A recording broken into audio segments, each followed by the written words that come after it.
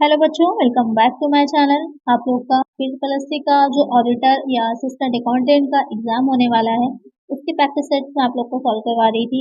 इससे पहले भी मैंने इसकी वीडियोस अपलोड करी हैं, जिसकी एक चैनल पर अलग से प्लेलिस्ट है, लिंक मैं डिस्क्रिप्शन में दे दूंगी, देख लीजिएगा। अच्छे क्वेश्चन है। आज की वीडियो में भी ऐसे ही कुछ इंपॉर्टेंट क्वेश्चन रहेंगे जो आपके ऑडिटिंग से रिलेटेड होंगे। तो आइए वीडियो को शुरू करते हैं, लेकिन शुरू करने से पहले अगर आपने चैनल को सब्सक्राइब नहीं किया है, सब्सक्राइब कर लीजिए, फ्रेंड्स के साथ वीडियो को शेयर कर दीजिए और वीडियो अच्छी लगेगी, हेल्पफुल होगी तो लाइक जरूर करिएगा।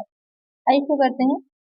इसमें सबसे पहला क्वेश्चन लेते हैं कि जो अंकेक्षण होता है उसको नियंत्रित करने के आधारभूत सिद्धांत कौन से होते हैं। Basic principles which govern auditing is dash independence, accuracy, skill and competence, all of these. तो क्वेश्चन में पूछ रहा है कि जो ऑडिटिंग होती है, अंकेक्षण होता है, उसको नियंत्रित करने के लिए या उसको चलाने की जो आधारभूत सिद्धांत है उसमें से कौन सा होगा। कि स्वतंत्रता होनी चाहिए, जो ऑडिटर होता है वो संस्था से अलग होना चाहिए, स्वतंत्र होना चाहिए, इंडिपेंडेंट होना चाहिए, तभी वो अपने काम को अच्छे लगा सही ढंग से फ्री होकर के कर पाएगा। किसी का प्रभाव नहीं होगा उस पर या किसी के दबाव में वो नहीं होगा। गोपनीयता बहुत इंपॉर्टेंट है, गोपनीय होना, जिससे कि वो सही ढंग से चेक कर सके सारे अकाउंट्स जो भी संस्था ने बनाए हैं, तो उससे रिलेटेड जो भी इंपॉर्टेंट चीजें हैं वो गोपनीय रहनी चाहिए, जिससे कि कोई किसी तरह का फ्रॉड ना कर सके। कौशल और क्षमता बहुत इंपॉर्टेंट है, ये एक स्किल होती है, ये उसकी एक जो ऑडिटिंग होती है या जो ऑडिटर बनता है तो उसके लिए एक आपका कोर्स होता है, चार्टर्ड अकाउंटेंट होता है, तो पूरी तरह से उसको चीजें पता होती है, नॉलेज होती है कि कैसे क्या काम किया जाता है। तो यहाँ पर स्किल एंड कॉम्पिटेंस भी रहता है। तो ये तीनों ही क्या होते हैं, बेसिक प्रिंसिपल्स होते हैं ऑडिटिंग के। तो एक आंसर होगा option D, all of the. Next question होगा, अंकेक्षक किसके हितों की रक्षा करता है। Auditing safeguards the interest of the dash owners, creators, investors और of these। एक तरह से इस क्वेश्चन को इस तरह से आप ले सकते हैं कि जो ऑडिटिंग होती है, जो अंकेक्षण होता है, वो किसके लिए इम्पोर्टेंस होता है या उसकी महत्वपूर्णता किसके लिए होती है। तो यहाँ पर स्वामी के लिए भी होती है, ओनर्स के लिए भी होती है, कि जो भी उन्होंने अकाउंट्स बनाया है, जो भी अकाउंट्स रखे गए हैं संस्था में, उससे उन्हें ये पता चल जाता है ऑडिटिंग से कि उसमें किसी भी तरह का कोई फ्रॉड नहीं किया गया है। साथ ही क्रेडिटर्स जो लेनदार होते हैं उनको भी ये रहता है कि जो भी उन्होंने धनराशि दी है, जो भी उन्होंने पैसे लगाए हैं, एक संस्था में इन्वेस्ट किया है, वहां पर वो सुरक्षित है उनका पैसा। और साथ ही जो इन्वेस्टर्स होते हैं, जो निवेशक होते हैं, उनको भी बेनिफिट रहता है। तो ये तीनों की ही हितों की रक्षा हो जाती है जब ऑडिटिंग का काम होता है। और अगर ऑडिटर जो होता है अपनी क्लीन रिपोर्ट देता है तो उससे उनको ये रहता है कि हाँ, संस्था में जो भी पैसे लगाए गए हैं, जो भी इन्वेस्टमेंट किया गया है, जो भी काम किया जा रहा है, वो पूरी तरह से सही है, किसी भी तरह का कोई फ्रॉड नहीं हो रहा है, कुछ भी गलत नहीं हो रहा है। तो इन तीनों के ही हितों की रक्षा हो जाती है। तो एक आंसर क्या होगा हमारा, option D, all of the. Next question होगा, वास्तविकता से अधिक लाभ दर्शाने का उद्देश्य निम्नलिखित में से कौन सा है। Which of the following is objective of showing off profit more than actual. यानी कि जो अकाउंट्स रखे गए हैं, जो खाते बनाए गए हैं, उसमें जो प्रॉफिट दिखाया गया है वो जितना एक्चुअल में प्रॉफिट हुआ है उससे ज्यादा दिखा रहे हैं अकाउंट। तो ऐसा क्यों किया जाता है या उसका क्या उद्देश्य होता है। To show off their exaggerated efficiency, to convert black money into white, to enhance the prestige and status of the company. तो क्वेश्चन में जो कह रहा था कि क्या ऑब्जेक्टिव होते हैं ज्यादा प्रॉफिट दिखाने के, कि जितना नहीं हमें लाभ हुआ है उससे ज्यादा अकाउंट दिखा रहे हैं। तो ये भी होता है कि हम अपनी कुशलता ज्यादा दिखाना चाह रहे होती है जो संस्था होगी, कि हाँ बहुत अच्छे से काम कर रहे हैं, एक अच्छी सिचुएशन में, एक अच्छी स्टेटस पे हैं। साथ ही अपने जो भी उनके कोई उस तरह की धनराशि उन्होंने अर्जित करी है जिसका वो सोर्स नहीं बता सकते हैं, तो उस मनी को, जो ब्लैक मनी, उसको व्हाइट में कन्वर्ट भी करने के लिए वो अधिक लाभ दिखा सकते हैं। या फिर जो अपनी जो संस्था है उसकी गुडविल अच्छी करने के लिए, कि हाँ इस टाइम, इस वर्ष या इस फाइनेंशियल ईयर में हमारा प्रॉफिट अच्छा हुआ है, जिससे कि जो बाकी के इन्वेस्टर्स हैं वो अट्रैक्ट हो सके उनमें इन्वेस्ट करने के लिए, इससे उनकी शेयर्स की वैल्यू बढ़ सके मार्केट में, इसलिए भी कर सकते हैं। तो तीनों ही रीजंस हो जाते हैं, तीनों ही ऑब्जेक्ट होंगे। तो एक आंसर होगा option D, all of the. और सेम ऐसे ही इसकी अपोजिट सिचुएशन भी हो सकती है कि निम्नलिखित में से किसका उद्देश्य लाभ को वास्तविकता से कम दिखाना है, कि जब प्रॉफिट जितना हुआ है उससे कम प्रॉफिट हम दिखा रहे हैं, तो ऐसा किस सिचुएशन में हम कर सकते हैं, या ऐसा करने के हमारे क्या ऑब्जेक्ट होंगे, क्या उद्देश्य होंगे, क्या पर्पस होगा। प्रतिस्पर्धियों को धोखा देना, फलों से बचने के लिए, लाभांश की दर को उचित दिखाने के लिए, या फिर ये सभी। यानी कि to receive the completer, to evade tax, to justify the low rate of dividend, या फिर ऑल ऑफ दीज।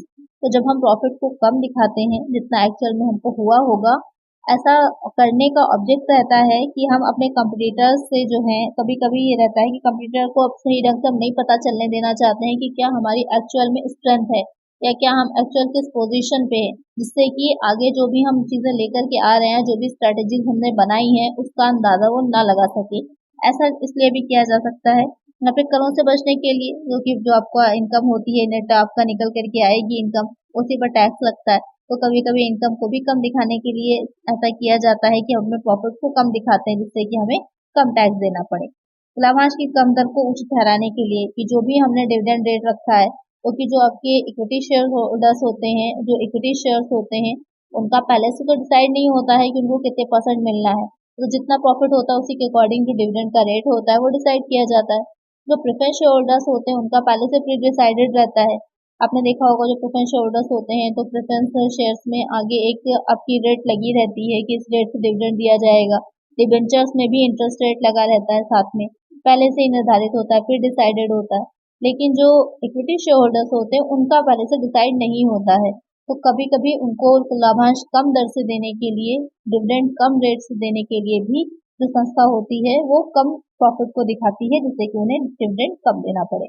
या अगर उन्होंने जो भी कम रेट रखा है तो उसे वो जो भी साधारण सभा होती है, एनुअल मीटिंग्स होती है, वहां पर जस्टिफाई ठहरा सके कि हाँ हमने इतना कम रखा है क्योंकि हमें प्रॉफिट कम हुआ था। तो ये तीनों ही ऑब्जेक्ट हो जाएंगे, तो एक आंसर होगा option D, all of these. Next question है, निम्नलिखित में से कौन अंकेक्षण की एक सीमा है? Which of the following is the limitation of auditing? Audit is not a guarantee of 100% truth. The auditor only expresses his opinion. Auditing is not a conclusive proof of workers' honesty. All of these. तो question में आपसे कह रहा है कि जो आपके जो ऑप्शंस दे रखे हैं उसमें से कौन सा ऑप्शन ऐसा है जो ऑडिटिंग जो अंकेक्षण होता है उसकी एक सीमा है, उसकी एक लिमिटेशन है। तो पहला क्या दे रखा है कि ये जो अंकेक्षण होगा वो 100% ये नहीं बताता है, या अंकेक्षण हो गया है तो 100% ये नहीं कह सकते कि जो भी अकाउंट्स रखे गए थे वो पूरी तरह से एक्यूरेट हैं, सही है। ऐसा इसलिए हो सकता है कि अगर जो भी लेखे रखे गए हैं, तो कुछ जो प्रीवियस वीडियो मैंने अपलोड करी थी तो वहाँ पर मैंने एरर्स के बारे में बताया था, तो कुछ ऐसी एरर्स होती हैं जिसे नहीं पकड़ा जा सकता है। तो वहाँ पर अगर स्टार्टिंग में जो हमने बुक कीपिंग के टाइम से ही अगर कोई गलती कर दी है तो उसको पकड़ना आसान नहीं होता है, जो अकाउंट्स होंगे उससे। उस तरह की गलतियों को, उस तरह की भूल को, उस तरह की अशुद्धियों को, एरर्स को नहीं पकड़ा जा सकता है। इसलिए नहीं कह सकते हम कि ऑडिट होने के बाद भी कि जो अकाउंट्स हैं वो पूरी तरह से 100% करेक्ट ही हैं। अंकेक्षक केवल अपनी राय व्यक्त करता है, बिल्कुल, कि जो अंकेक्षक होता है जो अपनी अंकेक्षण रिपोर्ट देता है, जो अपनी उसकी ऑडिट रिपोर्ट होती है, उसमें सिर्फ वो अपनी ये राय देता है कि उसके अनुसार जो उसने जो आपने अकाउंट्स रखे थे, आपने जो बुक्स बनाई थी, उसके अनुसार उन बुक्स की स्थिति क्या है। वो पूरी तरह ये नहीं कहता है कि हाँ हम जो सारी बुक्स जो रखी गई हैं 100% सही है। वो ऐसा अपनी रिपोर्ट में नहीं लिखता, वो ये लिखता है कि मेरे अनुसार क्या है, क्या सिचुएशन है, या अगर कुछ उसे प्रॉब्लम लग रही है, कुछ गलत लग रहा होता है तो वहां पर भी वो उस चीज को मेंशन करता है अपनी रिपोर्ट में। तो यहाँ पर जो आपका ऑडिटर होगा वो केवल अपनी एक राय देता है। अंकेक्षक श्रमिकों की ईमानदारी का निर्णायक प्रमाण नहीं है। वो ये नहीं बता सकता है कि जो भी वर्कर्स हैं उन्होंने वो बहुत ज्यादा ऑनेस्ट है, उन्होंने ऑनेस्टी से रखे होंगे। अगर अगर कंपनी के सब लोगों ने मिल करके कोई फ्रॉड किया है तो उसको पकड़ नहीं पाएगा जो ऑडिटर होगा। कुछ जितने भी वाउचर्स होंगे या जो कुछ भी होगा सब अगर अवेलेबल है, अगर वो जाली भी है, नकली भी है और अवेलेबल है, तो भी जो ऑडिटर होगा वो नहीं पकड़ सकता, क्योंकि वो उन्हीं से ही जांच करता है, उन्हीं से ही चेक करता है अकाउंट्स को। तो अगर सबने मिल करके कोई बहुत बड़े पैमाने पर फ्रॉड हुआ है तो ऑडिटर उसे नहीं पकड़ पाएगा। तो यहाँ पर क्या रहता है कि ये तीनों ही क्या हो जाती हैं, ऑडिटिंग की सीमाएं होती हैं, लिमिटेशंस होंगी। एक आंसर होगा हमारा ऑप्शन डी। नेक्स्ट क्वेश्चन है, सतत अंकेक्षण होता है। Continuous audit is carried on at the end of the year, at the mid of the year, for the whole year, none of these। तो क्वेश्चन में कह रहा है कि जो कंटिन्यूस ऑडिट होता है, ऑडिट बहुत तरह का होता है। जो कंटिन्यूस ऑडिट होता है वो कब तक के लिए होता है, वर्ष के आखिर में होता है या वर्ष के बीच में होगा या पूरे साल भर का होता है। तो जो सतत अंकेक्षण होता है वो नाम से क्लियर हो रहा है, कंटिन्यूस, वो पूरे वर्ष भर चलता रहता है, पूरे साल भर चलता रहता है। तो एक आंसर होगा हमारा ऑप्शन सी। नेक्स्ट क्वेश्चन है, सतत अंकेक्षण के लिए उपयुक्त है बड़े संस्थानों के लिए, छोटे संस्थानों के लिए, सामान्य संस्थानों के लिए इनमें से कोई नहीं। Continuous audit is suitable for big institution, for small institution, for general institution, none of these. Question में कह रहा है कि जो सतत अंकेक्षण होता है वो किस तरह की इंस्टीट्यूशंस के लिए उपयुक्त रहता है। तो वर्ष भर चलेगा तो उसी संस्था में, उसी ऑर्गेनाइजेशन में ही तो आप साल भर ऑडिट चला पाएंगे ना। जो काफी बड़ी होगी, जहाँ पर अकाउंट्स वगैरह बहुत ज्यादा रखे जा रहे हैं, जहाँ पर अकाउंटिंग का काम बहुत ज्यादा हो रहा है, पूरा एक अलग डिपार्टमेंट है वहाँ पर अकाउंटिंग का, तो वहीं पर आपको क्या होगा, लगातार अपने खातों की जांच करने की आवश्यकता पड़ेगी। क्योंकि एक साथ अगर सारी खातों की जांच होगी तो हो सकता है, उसमें बहुत संभावना है, बहुत प्रॉबिलिटी है कि 100% एक्यूरेसी के साथ नहीं हो पाएगी, 100% 90% के साथ भी नहीं हो पाएगी। इसलिए क्या रहता है कि वहाँ पर कंटिन्यूअस ऑडिट जो होता है वो सही सूटेबल रहता है, सही भी रहता है। दूसरी बात ये भी रहती है कि बड़ा इंस्टीट्यूशन होगा तो साल भर अगर कोई ऑडिटर है आपका, साल भर के लिए आप उसे हायर कर रहे हैं तो उसको आपको पेमेंट भी ज्यादा करनी पड़ेगी। तो बड़ा इंस्टीट्यूशन जो होगा तो जो उसके एक्सपेंसेस हैं उसको वो आसानी से बेयर कर पाएगा। जो छोटा इंस्टीट्यूशन होगा वो उसे बेयर नहीं कर पाएगा, वो उसके लिए एक्स्ट्रा कॉस्ट की तरह हो जाएगा।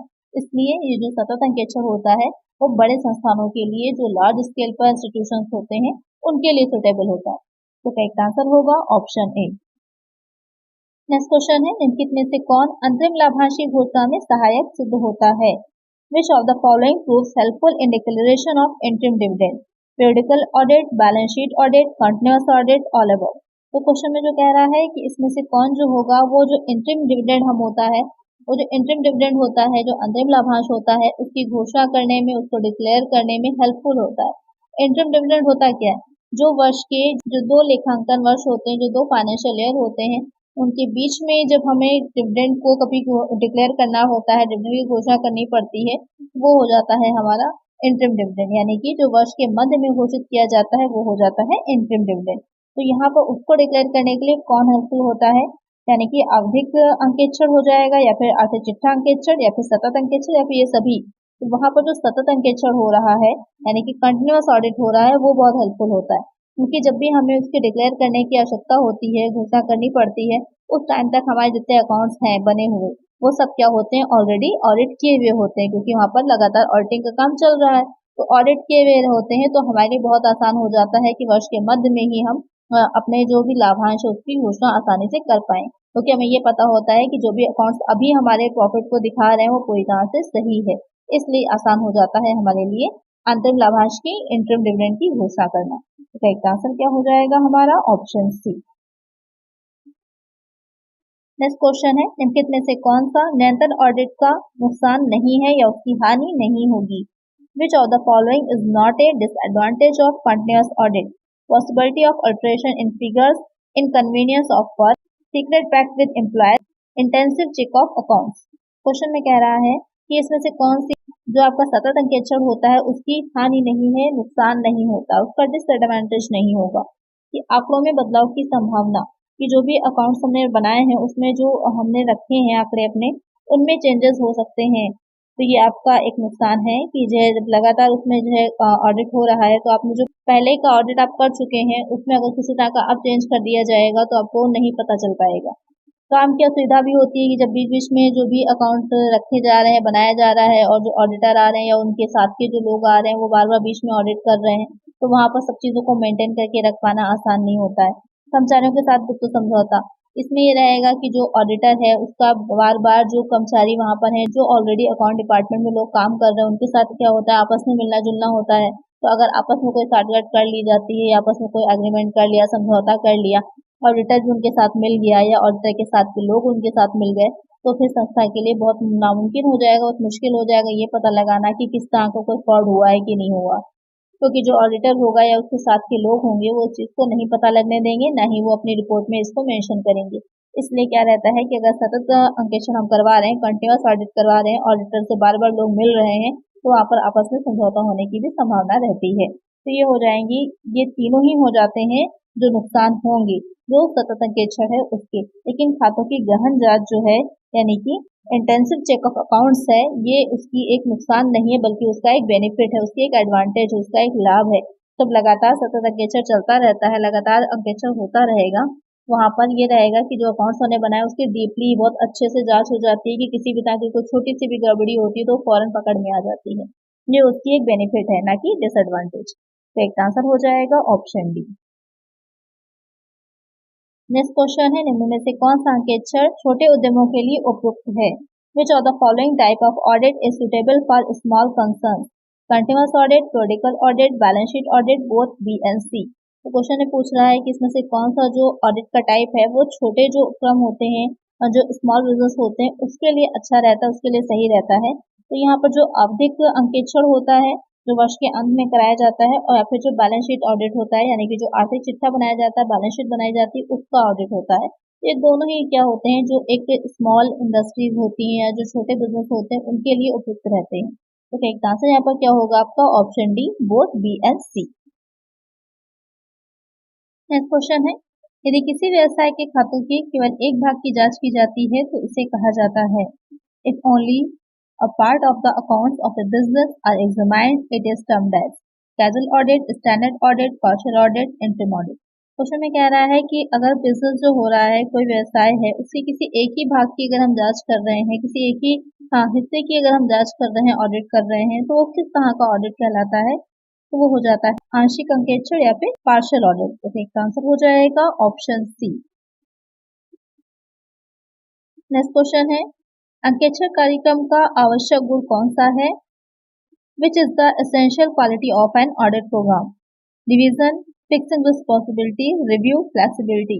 तो क्वेश्चन में कह रहा है कि जो एक ऑडिट प्रोग्राम बनाया जाता है, क्योंकि ऑडिट करने से पहले उसका ऑडिट प्रोग्राम बनाता है ऑडिटर, जिसमें कि कौन कौन से काम करने हैं, किस तरह से करने, उसकी पूरी एक योजना तैयार की जाती है, वो हो जाता है ऑडिट प्रोग्राम। तो उस ऑडिट प्रोग्राम के कौन से आवश्यक गुण होता चाहिए, उसमें कौन से इंपॉर्टेंट क्वालिटी है जो उसमें होनी चाहिए कि अलग अलग भागों में बनाया जाए, उसमें सारी जो उत्तरदायित्व हैं वो निर्धारित हों, समीक्षा की जाए, या फिर लचीलापन। तो इसमें जो फ्लेक्सिबिलिटी होती है, लचीलापन होता है, वो किसी भी ऑडिट प्रोग्राम में होना बहुत ही इम्पोर्टेंट होता है, क्योंकि उसी लचीलेपन की वजह से जो आवश्यकता अनुसार जब भी जरूरत पड़ेगी तो अपने प्रोग्राम में कोई भी चेंजेस कर सकता है। तो इसका आंसर हो जाएगा ऑप्शन डी। नेक्स्ट क्वेश्चन है, किसी नई संस्था के अंकेक्षण से पहले कौन से कार्य किए जाते हैं? Before the audit of a new institution is dash, scope is determined, nature of the institution is studied, methods of accounting are studied, all of the above. तो क्वेश्चन में कह रहा है कि किसी भी नए इंस्टीट्यूशन की कोई नई संस्था है, वहां पर ऑडिट करने से पहले कौन सी चीजें इंपॉर्टेंट होती हैं जो देखी जाएंगी? तो ये देखा जाता है कि जो भी बिजनेस है उसका स्कोप क्या है, क्षेत्र क्या है, वो निर्धारित किया जाता है।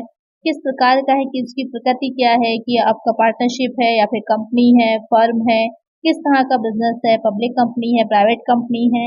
उसके बाद मेथड ऑफ अकाउंटिंग, किस तरह के जो मेथड अकाउंटिंग जो करी गई है, जो अकाउंट्स रखे गए हैं, अकाउंटिंग का काम जो किया गया है, उसके प्रिंसिपल्स क्या थे, किस मेथड पर रखी गई है, डबल एंट्री सिस्टम है, सिंगल एंट्री सिस्टम है, किस तरह से अकाउंट्स रखे जाते हैं, ये सारी चीजों को देखती है। तो इसमें तीनों ही चीजें आ जाएंगी। जो अंकेक्षण किया जाता है, ऑडिट किया जाता है, तो उससे पहले इन तीनों पर ही ध्यान दिया जाएगा। एक आंसर हो जाएगा option D, all of the above. Next question है, अंकेक्षण कार्यक्रम होना चाहिए लिखित, मौखिक, संक्षिप्त, इनमें से कोई नहीं। जो ऑडिट प्रोग्राम होता है वो किस तरह का होना चाहिए? Audit programme should be written, verbal, brief, none of these. तो जो ऑडिट प्रोग्राम होता है उसको लिखित में होना चाहिए, रिटन फॉर्म में होना चाहिए, क्योंकि जिससे ये पता चल सके कि कौन सा काम किस तरह से कब कब करना है, क्या चीजें छुट्टी तो नहीं जा रही। क्योंकि अगर हम कुछ लिख रहे होते हैं तो वहां पर हमारा एक एक चीज होता है, पॉइंट क्लियर रहता है कि कौन सी चीजें हैं और कौन सी चीजें हम लिखना भूल गए हैं, या कौन से काम हमने अभी नहीं किए हैं, कौन से करने बाकी हैं। तो वो आपका अगर रिटर्न में होगा तो आप आसानी से उस चीज को जान पाएंगे। तो रिटर्न फॉर्म में होना इम्पोर्टेंट होता है। एक आंसर हो जाएगा ऑप्शन ए। नेक्स्ट क्वेश्चन है, निम्नलिखित उद्देश्य के लिए एक अंकेक्षण कार्यक्रम तैयार किया जाता है। An audit programme is chart out of the following purpose: for incoming and outgoing of auditors, for routine checking, for outline the whole procedure of audit, for inspection of branches of company। तो question में कह रहा है कि जो audit programme बनाया जाता है वो किस उद्देश्य को ध्यान में रख करके बनाया जाता है, या फिर किस उद्देश्य के लिए बनाया जाता है। क्योंकि जो अंकेक्षक होगा उसके जो इनकमिंग और आउटगोइंग यानी कि वो किस कार्य को करेगा या किस तरह से करेगा उसके लिए, नियमित जांच करने के लिए, जो अंकेक्षण है उसकी प्रक्रिया की एक रूपरेखा के लिए, या फिर कंपनी की शाखाओं के निरीक्षण के लिए। तो ऑडिट प्रोग्राम किस लिए बनाया जाता है? अभी जैसे मैंने बताया कि जो जितना भी हमें काम करना है उसकी एक आउटलाइन तैयार कर लेना, जिससे कि हम आसानी से जान सकें कि हमें क्या क्या काम करने हैं, चेक लिस्ट भी कर सकते हैं वहाँ पर कि हम चेक कर सकते हैं कि कौन कौन से काम हम कर चुके हैं, कौन से काम और करने बाकी हैं। तो यहाँ पर क्या होती है, एक आउटलाइन तैयार होती है। तो इसका आंसर क्या हो जाएगा हमारा, ऑप्शन सी। नेक्स्ट क्वेश्चन है, अंकेक्षर कार्यक्रम में अंकेक्षर कार्य योजना बनाई जाती है। In audit programme audit work planning is done by account staff, audit staff, board of directors, managing director. अच्छा क्वेश्चन है ये। तो ऑडिट प्रोग्राम बनाया जा रहा है, तो उसमें जो ऑडिट वर्क का काम जो है हम नोट डाउन कर रहे हैं कि क्या क्या हमें करना है। वो जो योजना पूरी तैयार की जा रही है, प्लानिंग करी जा रही है, वो किसके द्वारा की जाती है। जो अकाउंटिंग स्टाफ होता है यानी लेखांकन विभाग के जो स्टाफ होगा उसके द्वारा, या फिर जो ऑडिटर का स्टाफ होता है, जो अंकेक्षक का अपना स्टाफ होता है उसके द्वारा, जो निदेशक मंडल होता है उसके द्वारा, या फिर जो मैनेजिंग डायरेक्टर होता है, प्रबंधक हो, संचालक होगा उसके द्वारा।